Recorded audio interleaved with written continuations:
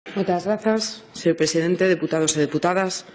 Unha vez máis estamos ante unha situación moi triste que se repite sin cesar, que a Xustiza, en este caso o máximo órgano do noso sistema institucional, o Tribunal Constitucional, dalle aos interinos e interinas a razón que lle negan a Xunta e o Goberno do Estado que está nestes intres dirixida polo Partido Popular imputado. Algún día os gobernos do Partido Popular aplicaránse o conto no referente a esa gran bandeira que levan de aplicar a lei á xustiza, das súas propias leis, por exemplo, e das que tanto fan gala, pero xa di o refrán, consellos vendo que para min non teño.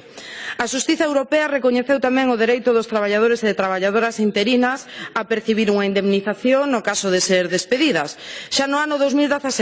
o Tribunal de Xustiza da Unión Europea declarou que o dereito laboral español discriminaba os interinos e as interinas. Un mesmo tribunal que criticou o abuso que facía a administración do Partido Popular imputado da figura do persoal interino ou sustituto para maquillar os déficits estruturais dos traballadores e traballadoras do eido do público. A pesar das sentenzas europeas, a realidade é que no noso país os interinos e interinas continúan sendo discriminadas. Aquí un exemplo máis.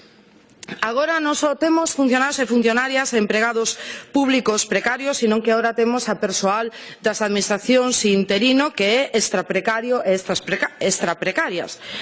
As dúas traballadoras que se menciona na iniciativa do PSDG tamén sufriron, ademais, discriminación por cuestións de xénero, pero afortunadamente a xustiza deulles a razón. Ambas tiñan a mesma categoría e clasificación profesional, realizaban a diario o mesmo traxecto, pero en sentido inverso, de Ourense a Lugo, como xa se explicou. As dúas tiñan que atender as súas familias. Xa se explicou tamén que xa ten o agravante de que sempre recae estas cuestións nas mulleres e para iso precisaban estar máis preto da familia. Entón pediron unha permuta dos seus postos de traballo denegada pola Xunta pero apoiada polo Constitucional atendendo á doutrina europea xa mencionada, xa que o Partido Popular para falar de Industria 4.0 e outras cuestións moi modernas, moi europeas, aínda que non exista, estamos en Industria 1.0, eso para o marketing lles funciona, pero para aplicar o que é a xurisprudencia europea, para iso non lles gusta tanto.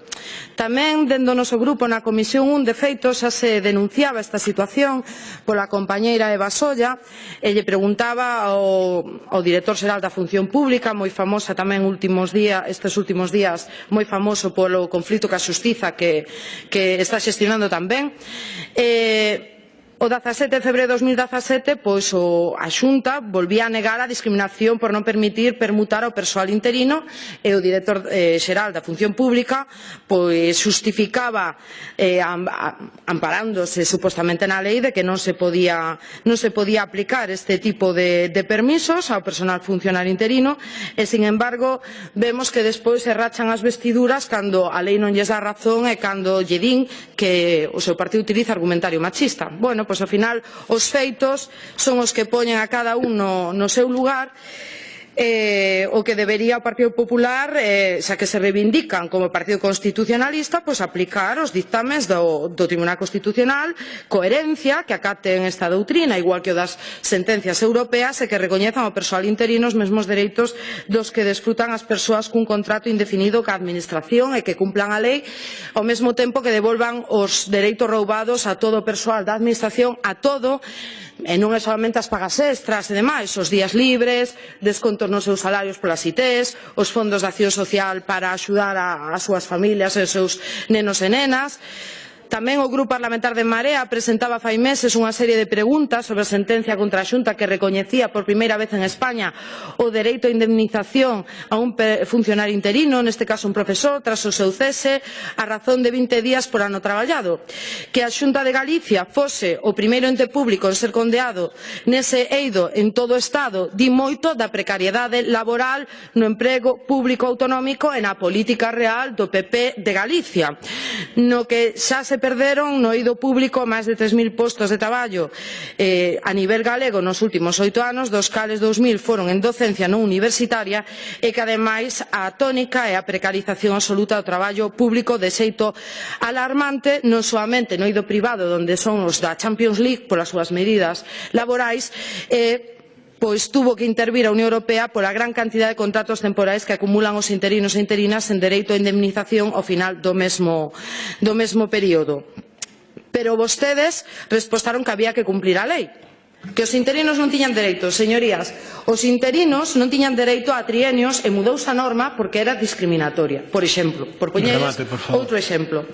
Entón, ante as diversas situacións que están afectando de xeito directo e indirecto e están fomentando o seu modelo de precarización do emprego público e emprego privado e, sobre todo, se está notando no ámbito educativo e sanitario, pois, por favor, vostedes deixen de facer demagoxia sobre os salarios dos empregados públicos, mileuristas maioritariamente, que hoxe nos enteramos que temos un goberno low cost, o cal é increíble, a parte de impresentable,